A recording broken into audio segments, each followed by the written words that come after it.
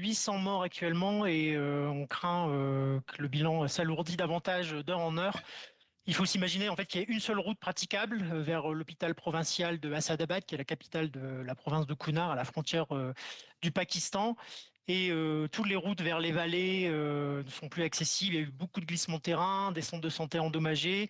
Les maisons sont faites de torchis, de bois, et donc elles se sont effondrées sur les habitants. Beaucoup de répliques aussi, 5 répliques, dont une de magnitude 5. Donc on craint le pire malheureusement dans les heures qui viennent.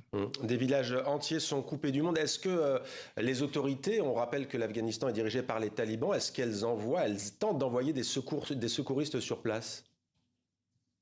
Alors oui, elle tente. Nous, on se coordonne avec l'ensemble de la société civile, hein. On est une organisation, on travaille depuis plus de 20 ans en Afghanistan, selon les principes d'impartialité, neutralité et indépendance. Donc on se coordonne avec la société civile afghane, avec les Nations Unies, bien sûr, pour apporter de l'aide et accueillir les blessés le plus rapidement possible à l'hôpital français de Kaboul.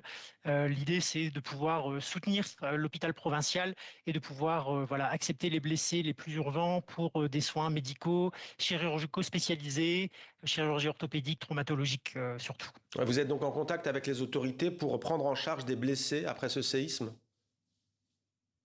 Oui, les services de santé, la société civile, la défense civile, bien sûr, afghane, l'ensemble des ONG afghanes, nationales, internationales et les Nations Unies. Donc on se réunit, on travaille la H24 avec les équipes et les équipes médicales de l'hôpital français de Kaboul pour pouvoir accepter et soigner le plus vite possible les blessés. Mais c'est très loin de chez vous, de Kaboul, hein. On parle de Jalalabad tout de même, 27 kilomètres de Jalalabad, l'épicentre. Comment vont-ils être transportés? Est-ce qu'il y a vraiment les moyens? Les talibans appellent à l'aide internationale. Alors, il y a le système d'ambulance, donc il y a des hélicoptères, en effet, il y a des ambulances, et donc il faut s'imaginer, il y a environ 150 kilomètres entre Kaboul et Jalalabad. On a ressenti hein, le tremblement de terre un petit peu avant minuit ici à Kaboul, pas de dégâts dans la ville de Kaboul.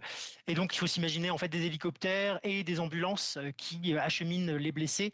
On a la chance ici à l'hôpital français de Kaboul d'avoir des soins spécialisés, de pouvoir intervenir vraiment sur de la chirurgie très très très spécialisée, traumatologique. Et donc l'idée, nous, c'est de pouvoir intervenir le plus vite possible pour pouvoir désengorger les hôpitaux provinciaux sur place. Mais est-ce que vous pouvez nous dire ce soir si vous serez ces prochaines heures dans la mesure justement d'accueillir certains patients? Oui, oui, oui, on l'espère. On a 12 collègues médecins, infirmiers, infirmières. Donc je salue d'ailleurs l'engagement de mes collègues afghans et afghanes qui sont partis là, qui sont en route pour Kunar, les collègues de l'hôpital français de Kaboul. Merci beaucoup Anthony Dutemple, chef de mission pour la chaîne de l'Espoir Merci en à vous. Afghanistan. Merci d'avoir été en direct de l'hôpital français de Kaboul, précisément, je le disais, au pavillon mère-enfant.